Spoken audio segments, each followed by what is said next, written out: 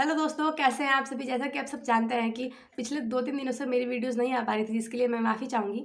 आज का हमारा टॉपिक रहने वाला है रीजनिंग के सिलेबस को लेके, क्योंकि रीजनिंग क्या है ना कि एसएससीजीडी में रीजनिंग बहुत ही स्कोरिंग एंड इंटरेस्टिंग सब्जेक्ट होता है। क्या होता है कि बच्चे इसे आसानी से समझ लेते हैं एंड आसानी से इसे कवर कर लेते हैं। सिलेबस भी ईजी होता है मान के चलिए तो इसमें टोटल माना जाए तो इसमें 42 चैप्टर्स होते हैं, जिसमें बैंकिंग, एसएससी एंड रेलवे के भी सारे टॉपिक्स होते हैं, लेकिन हमें सिर्फ उतना ही कवर करना है जितना कि हमारे एग्जाम में पूछा जाएगा।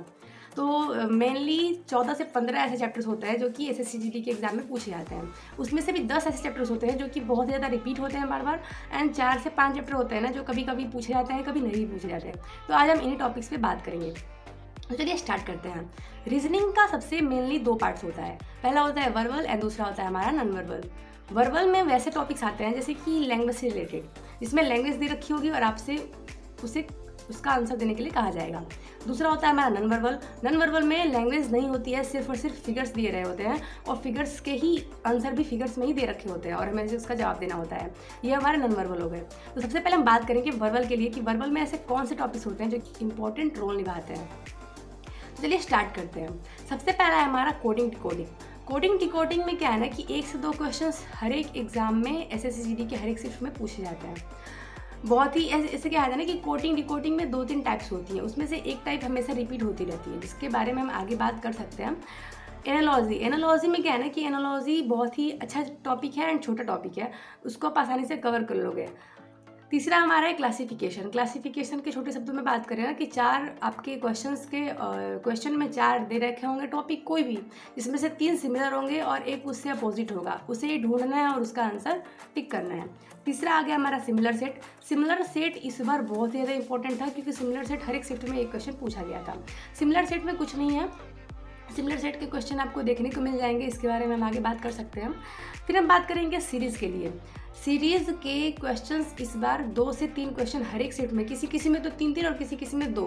मेरे सेट में शायद 2 क्वेश्चन आए थे जो कि इस बार बहुत ज़्यादा सीरीज़ के क्वेश्चन पूछे गए थे। वो भी नंबर सीरीज़, कोई अल्फ़ाबेटिकल सीरीज़ या ये कोई भी सीरीज़ नहीं, सिर्फ और सिर्फ नंबर सीरीज़। ज़्यादा रिपीटेड सीरीज़ 1-2 पूछी भी गई थी, लेकिन किसी शिफ्ट में ज़्यादा शिफ्ट में देखने को नहीं मिली थी।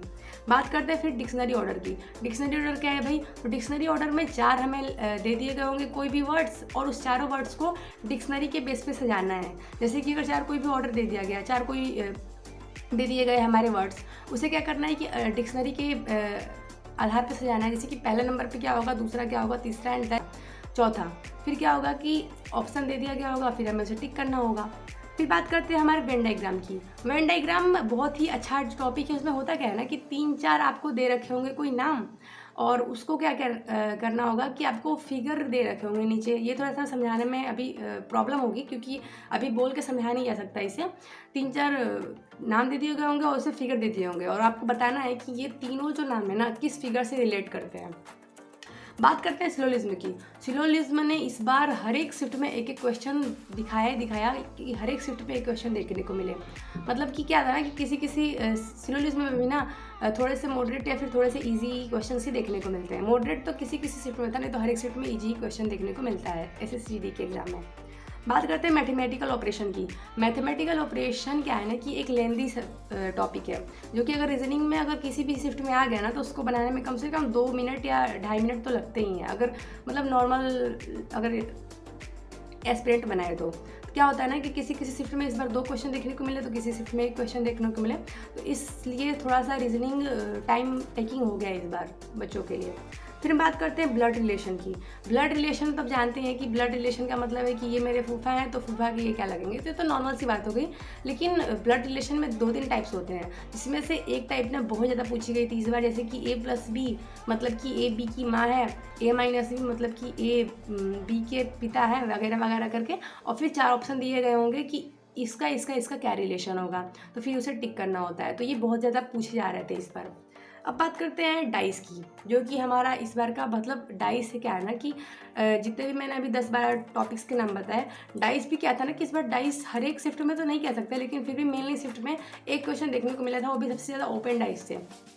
आपको एक फिगर दे दी जाएगी उसमें कहा जाएगा कि एक ओपन डाइस है। डाइस का मतलब पासा, जो कि हम लूडो खेलते टाइम आपने देखा होगा कि एक पासा होता है, तो उससे रिलेटेड ये टॉपिक है। बहुत इंटरेस्टिंग टॉपिक है। उसमें क्या रहता है ना कि ओपन डाइस दे दी रखी होती है और 4 ऑप्शन दे दिए हो गए होते हैं, और कहा जाता है कि अगर इस ओपन डाइस को अगर हम क्लोज करते हैं तो इस चारों ऑप्शन में से कौन सा फिगर बन के आएगा, तो उसका हमें आंसर करना होता है। ऐसे 3 टॉपिक रीजनिंग में, वर्बल में ऐसे 3 टॉपिक होते हैं ना जो कि हमेशा रिपीट नहीं होते, लेकिन फिर भी इसका पार्ट है। सबसे पहला हमारा direction, clock and calendar. Direction के क्वेश्चंस भी कभी कभार देखने को मिलते हैं, नहीं तो ऐसा देखने को नहीं मिल रहा है 2-3 साल से। क्लॉक एंड कैलेंडर, क्लॉक तो बिल्कुल भी नहीं आता है SSCD में, लेकिन मान लीजिए कभी बाई चांस आ गया तो इसको प्रिपेयर करना ज़रूरी है। कैलेंडर के क्वेश्चन अगर आपने एक बार कर लिए तो उसके बाद आपको दोबारा करने की ज़रूरत नहीं है, बस रिवीजन ही करना है। बहुत ही आसान क्वेश्चन आते हैं SSCD में। बात करते हैं अब हम नॉन वर्बल की, कि नॉन वर्बल में आखिर ऐसे कौन से टॉपिक्स है जो कि बहुत ज़्यादा इंपॉर्टेंट है। अगर आप मेरी माने ना तो नॉन वर्बल समझना तो बहुत आसान होता है, लेकिन ऑनलाइन एग्जाम में करना थोड़ा मुश्किल इसलिए हो जाता है क्योंकि होता क्या है ना कि नॉन वर्बल में फिगर से रिलेटेड क्वेश्चन आते हैं। अगर आपको एक क्वेश्चन दे रखा है और उसके 4 ऑप्शन है, वो भी फिगर से रिलेटेड, तो आपको जब ऑनलाइन मोड में एग्जाम होने वाला है तो कंप्यूटर पे चारों फिगर एक बार में शो नहीं होता, 2-2.5 शो हो जाते हैं, फिर नीचे चले जाते हैं, और हमें ऑप्शन टिक करने के लिए चारों क्वेश्चन देखना ज़रूरी होता है। तो होता क्या ना कि नॉन वर्बल की एक क्वेश्चन करने में हमारा 1 से 1.5 मिनट चला जाता है, क्योंकि चारों क्वेश्चन के आंसर्स को देखो, फिर उसे माइंड में लगाओ कि फिर इसका आंसर होने क्या वाला है, फिर टिक करो, थोड़ा सा टाइम टेकिंग हो जाता है। चलिए बात करते हैं इसके इंपॉर्टेंट टॉपिक के बारे में। सबसे पहला इंपॉर्टेंट टॉपिक होता है हमारा mirror image and water image. होता क्या है ना कि एक आपको फिगर दे रखा होगा और पूछा जाएगा कि इसका वाटर एंड मिरर इमेज क्या बनने वाला है, और 4 ऑप्शन दे दिए गए होंगे। दूसरा चैप्टर है हमारा सीरीज़ का। जैसा कि हमने बात किया कि वर्बल में सीरीज़ के क्वेश्चन आते हैं, लेकिन वो नंबर सीरीज़ होते हैं, लेकिन इसमें क्या होता है ना, फिगर सीरीज होता है। जैसे कि फिगर तो दे दिया गया होगा 1st, 2nd, 3rd and 4th। अब पूछा जाएगा कि 5th नंबर पे इस फिगर से रिलेटेड कौन सा सीरीज बनने वाली है, और 4 ऑप्शन दे दिए गए होंगे, आपको वो टिक करना है। फिर हम बात करते हैं paper cutting and paper folding की। होता क्या है, जैसे कि आपने देखा होगा कि बचपन में हम एक पेपर लेते थे और पेपर को फोल्ड करके उसमें कोई भी सर्किल या फिर कोई भी स्क्वायर या फिर कोई भी डिज़ाइन काट कर देते थे, और जब से खोलते थे तो बहुत ही तरह तरह के डिज़ाइन बन जाते थे। उसी तरीके का ये चैप्टर है और बहुत ही इंटरेस्टिंग है। कोई भी फिगर दे दिया गया होगा और एक उसमें फिगर दे दिया जाएगा और कहा जाएगा अगर इसे कट किया जाए, इसे ओपन किया जाए तो किस तरह की आकृति बनेगी, और ऑप्शन में दे रखा होगा और हमें टिक करना होगा। बात करते हैं हिडन फिगर की। हिडन फिगर भी बहुत ही छोटा चैप्टर है, बहुत ही अच्छा चैप्टर है। जैसे कि आपको कोई फिगर दे दिया गया होगा और 4 ऑप्शन दे दिए गए होंगे, कहा जाएगा कि ये जो फिगर है ना, इस चारों में से किस में शो हो रहा है, और आपको ढूंढना है कि वो फिगर इस चारों ऑप्शन में से किस में दिखाई दे रहा है। बात करते हैं कि फिगर कॉम्प्लिकेशन की। ये बहुत ही छोटा चैप्टर है और हमेशा नहीं पूछाता है। मेनली जो नॉन वर्बल में क्या है ना, नॉन वर्बल में 2 ही मेनली होते हैं, water image and mirror image, and दूसरा होता है हमारा series. And paper cutting folding कभी कभार देखने को मिल जाता है। यही 3 चैप्टर हमेशा रिपीट होते रहते हैं।